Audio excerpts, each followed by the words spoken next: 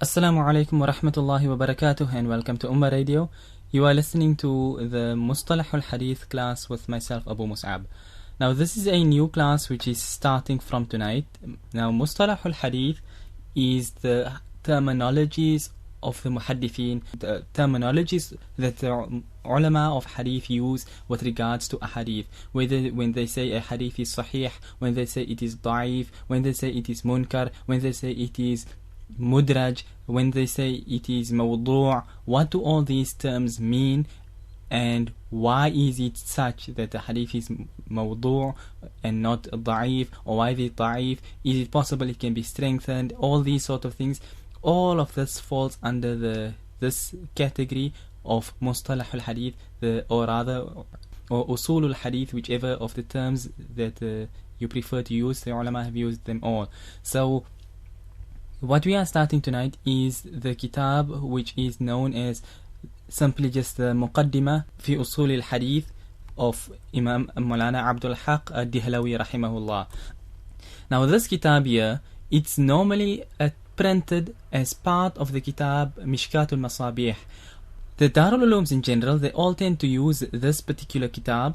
So the first introduction a student of knowledge comes out with and actually delves into the field of hadith is when he comes into, depending on the amount of years in the course that he is doing, whether it's the regular in the 5th year when he starts Mishkat, then he would come across this first chapter of usoolil Hadeeth. Prior to that, he would have done a hadith such as in Riyadul Salihin, but that would just be plain simple recitation of a hadith, not getting involved into the details behind the hadith, that why is it authentic, or is it authentic, is it not authentic, and all those sort of things. So this kitab here, it was written by Imam Abdul ad-dihlawi rahimahullah, who passed away in the year 1052, and this kitab is a very nice kitab. It's simple, it's straightforward, and it's easy. And it was for that reason in particular that Maulana Abdul ad-dihlawi rahimahullah had written this kitab in the first place, because what he saw taking place at the time, which is mentioned, is that the Darul Ulooms there are a couple of famous books when it comes to Mustalahul Hadeeth. One of the most famous being the kitab Nukhbatul Fikr of Imam Ibn Hajar al-Asqalani rahimahullah. Another very famous one is the Muqaddimah of Imam Ibn Salah rahimahullah. These are, so to say, the two most famous books of hadith, or Mustalahul Hadeeth rather I should say. Now the students generally, they went for, or rather I should say the madaris, they chose to do the book Nukhbatul Fikr. And Nukhbatul Fikr, while it is a very nice kitab, but the wordings and things that are used in the book can sometimes be difficult and confusing, and that is why for that very reason actually Imam Ibn Hajar rahimahullah, he had written a sharah, an explanation of his very own kitab, because he mentions that some of his students wrote to him and told him, is it possible you could write an explanation of the Nukhbatul Fikr, and therefore he wrote sharah Nukhbatul Fikr. He wrote an explanation on his kitab to make it easier for the students to understand. So although it's a very nice kitab, but it can be a bit difficult and complicated. And what was happening at the time of Maulana Abdul ad-dihlawi rahimahullah, what he says is that the students in the madaris, the only thing they were actually doing was this kitab Sharah Nukhbatul Fikr.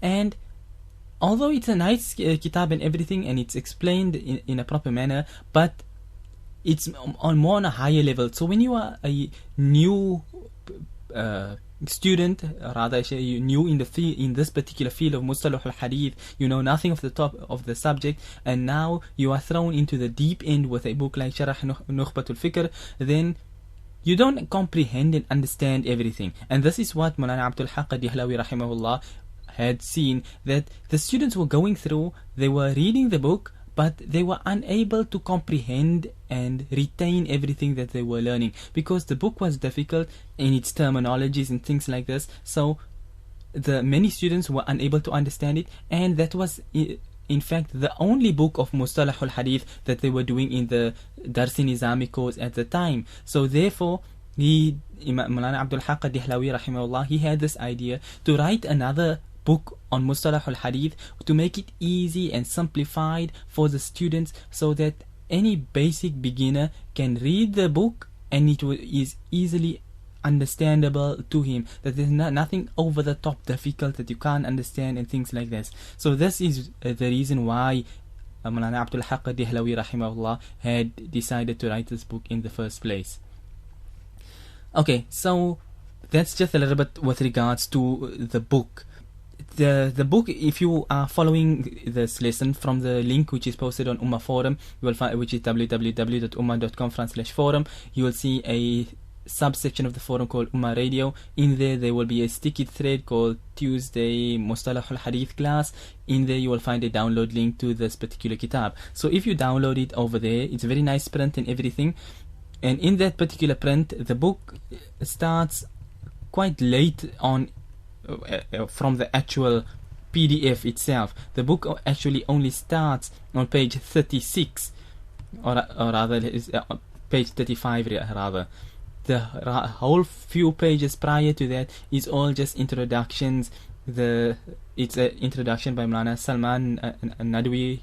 So it's Moulana Salman Nadwi speaking on Moulana Abdul ad-dihlawi's life and his sacrifices and his knowledge and all that, and then he's speaking on the topic of Mustalahul Hadeeth itself and where it comes from, how it changed over the years and things like that. So just to run a little bit over some of the things which is mentioned, you say we take a glance at the science of Mustalahul Hadeeth. Okay, someone asked a question that do you have the kitab link in a different print?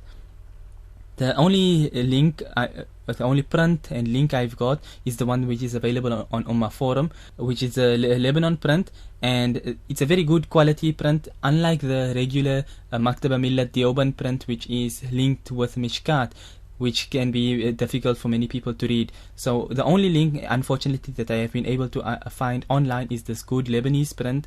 So if you don't have that one, the only other print I know of, like I say, is the one that is part of Mishkat itself, and for that you would have to buy the whole Mishkat to get that particular print. And that Muqaddimah also, I find that it's only in the Maktaba Millat Deoband print and not in other Lebanese prints of Mishkat. So in the Lebanese print of the book Mishkat itself, you won't find this Muqaddimah of Moulana Abdul ad-dihlawi. You'll only find it in the India print. So just be aware of that point. But in any case, this book can be bought online on nilwafurat.com. Otherwise, you can even download the PDF and read it on your own computer. But in any case, that's with regards to the link of the book. Now, we were doing here, if you turn to page 11, it's where he moves now on. He says, Lamhatun fi tarihi usoolil Hadeeth, a glimpse through the history of the usoolil Hadeeth. He says, Alhamdulillahi Rabbil Alameen wa salatu wa salamu ala Sayyidil Mursaleen Muhammadi wa alihi wa sahbihi wa man tabi'ahum bi ihsani wa da'a bi da'watihim ila yawmiddin. Then he moves on. I'm not going to read all of this and translate it verbatim and things like this. I'm just going to explain in English what is being said here. He speaks about that the history of usoolil Hadeeth or Mustalahul Hadeeth, as how it is called, it is a very important knowledge amongst the sciences of Islam. And he says that there were different stages as to how usoolul Hadeeth, Mustalahul Hadeeth evolved over the years. He say that only from the 4th century did it become codified really, because at the beginning of Islam it was Rasulullah sallallahu alaihi wasallam who would speak to the Sahaba, and the Sahaba radiyallahu anhum would have memorized it, and they would then narrate it to other Sahaba and so on. And here on this point in particular, some of the Sahaba radiyallahu anhu had even written down a hadith. So contrary to the claims of the hadith rejectors who say that a hadith were never written down until so many hundreds of years later, all of that is lies, because of the Sahaba radiyallahu anhum, they had even written they had even written down the hadith during the lifetime of Rasulullah sallallahu alaihi wasallam. Then they come out with another hadith wherein Rasulullah sallallahu alaihi wasallam said, "Don't write down from me," and they try to use this as a proof against writing and compiling and following the hadith. Within their ignorance, they come to this conclusion. The ulama have explained that in detail time and again that the reason why is because the Quran used to be written down, and if while the Sahaba were writing down the hadith as well, it would be possible that somehow a hadith would have been included in amongst the pages of the Quran, and a person would think it to be part of the Quran. And Allah has protected the Quran from any change and things from people. So therefore, Allah had made that Rasulullah sallallahu alaihi wasallam prevent the Sahaba from writing it down in this particular manner, so that it does not become mixed up with the Quran. But as we can see, the Sahaba radiyallahu anhum, they had still contained and memorized tens of thousands of ahadith, and they were able to relate it throughout the ages till it has reached us as it is today. So he says like this: in the first age, the first generation, it was just from the Sahaba now to other Sahaba, and now to their immediate students from amongst the Tabi'in, and it went like this to the Tabi'in and them, and there were certain rules and things which were put into place. The ulama would, there was jarh wa ta'dil was there, the criticism of the narrators. These things were all in place, but it was codified later on. That is now what he says.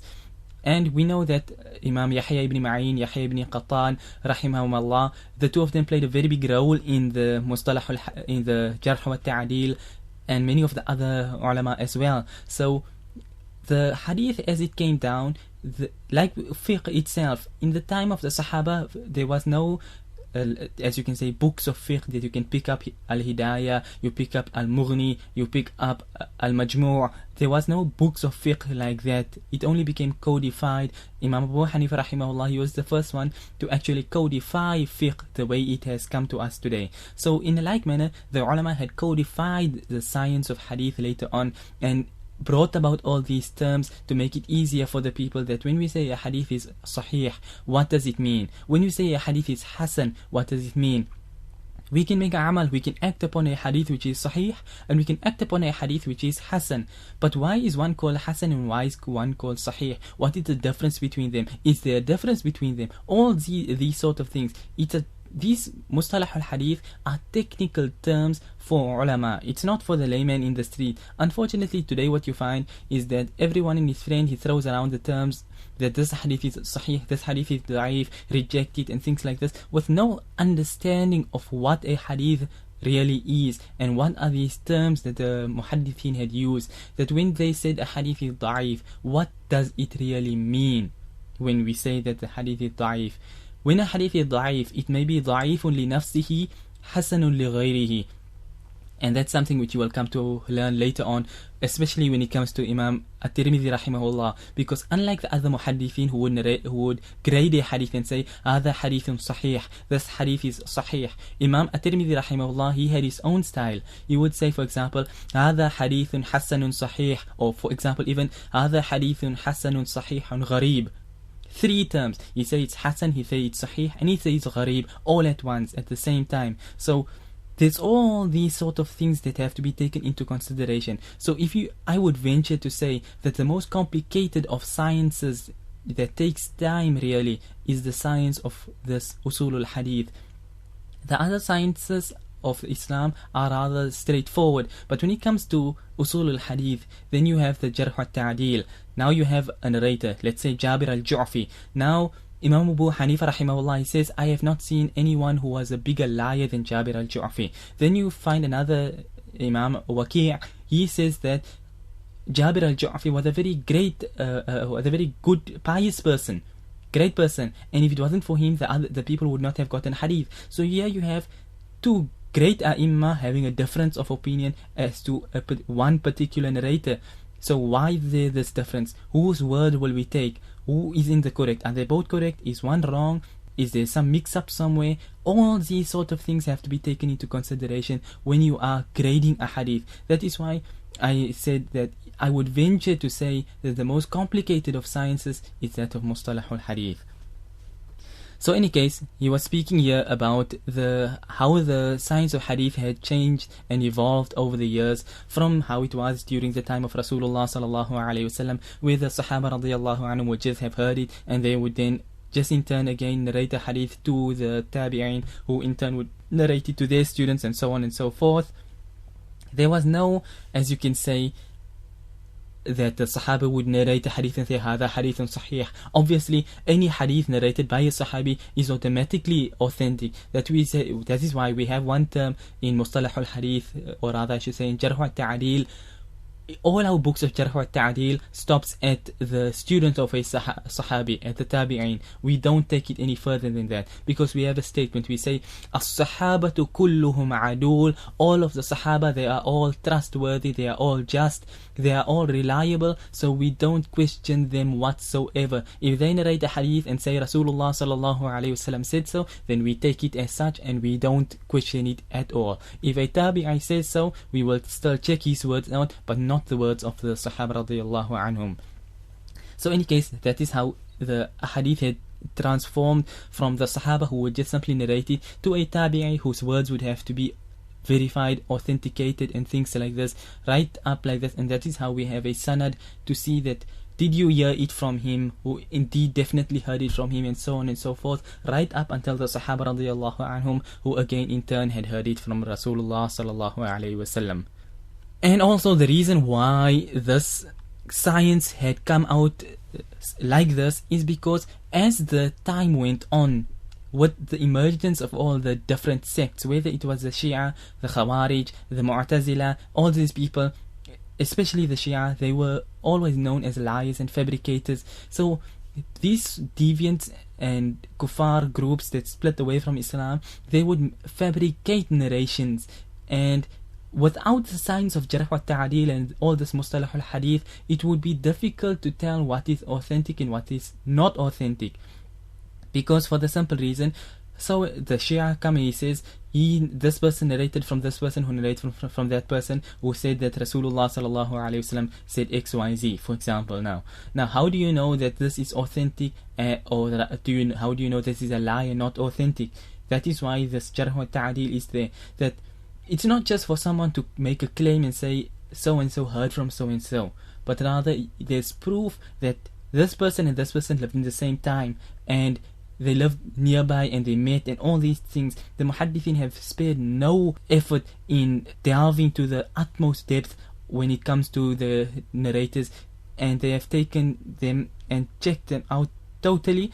And when there is someone who they don't know, then therefore he would be considered majhul, an unknown narrator, and for that very reason, that him being unknown, it would already put a weakness to the narration, because there's an unknown narrator in the chain. So the science of hadith, that Allah has protected the Quran, as we can see, is quite clear, but Allah has also protected the hadith through the various means, and one of this means is this, as you can say, the main means is this Mustalahul Hadeeth, and the efforts of the muhaddithin, the sanad, the asanid, all these things that have come as a result of this.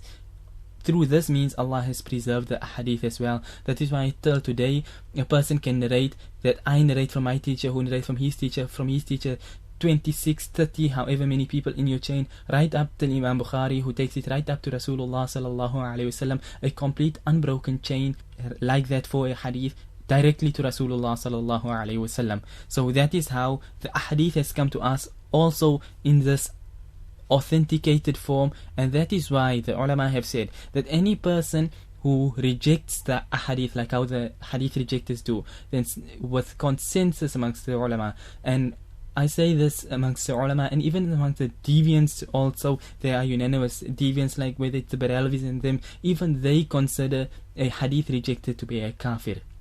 So whether it's a Salafi or a Baralvi or a Diobandi or whatever group the person belongs to, all those ulama have given the fatwa that a hadith rejected is a kafir. For this reason is that the Quran itself came to us through these very same chains. So if you reject the chain on one side, then obviously how can you accept a chain on one side and reject it on the other side when there's no difference between the chain? So therefore, if you reject the hadith because you say it could have been changed, it's unreliable, XYZ, whatever you want to come along with, then the very same would apply to the Quran as well, because what's good for the goose is good for the gander. So if you say that the hadith are unreliable, then وَنَعُوذُ بِاللَّهِ مِنْ ذَلِكَ, you are saying that the Quran is unreliable because it came to us through these very same channels. That is why the ulama are unanimous that a hadith rejector is a kafir, and no, there's no kufr duna kufr here. Such a person is far removed outside the fold of Islam. Okay, so anyway, like I say, in this whole few pages he speaks a lot, and there's lots of nice points in this whole chapter that he's mentioning over here. The first book which was written with regards to Mustalahul Hadeeth, the books of people like Imam Khatib al-Baghdadi and Qadi Iyad, and all the other ulama who had written books on Hadith and everything of the sort here. There's a lot, like I say, there's a lot that is of knowledge in here, but we're not going to be doing this book verbatim, word for word, so therefore we'll be skipping this whole entire chapter here in the beginning, and we'll move past all the efforts of the ulama of India that they did for hadith and things like this, and move on to the actual book itself, which if you turn to page 33, that is, so to say, the front cover. Muqaddimatun fi usoolil Hadeeth lil muhaddith al jalil al-Shaykh abdul ad-dihlawi rahimahullaah. The book's name is the Muqaddimah, the introduction to the science of Hadith by the muhaddith Shaykh Abdul ad-Dihlawi rahimahullah. So that was on page 33, and from page 34 being blank, page 35 is where the actual lesson starts, which would be the first chapter, which deals with the explanation and recognizing the hadith and its various types. But we will start the actual book itself, all these definitions and things, next time inshallah. This tonight was only just an introduction to the book itself, so not to jump the gun and start the lesson early. We will leave this until next week Tuesday at 7:30 p.m. GMT inshallah. At that time we will begin from here, page 35, Al-Fasl al-Awwal fi Ta'rif al-Hadith wa Anwa'ihi, the first chapter with regards to the ta'rif, the recognizing and understanding the hadith and its types. Alright then, so that will be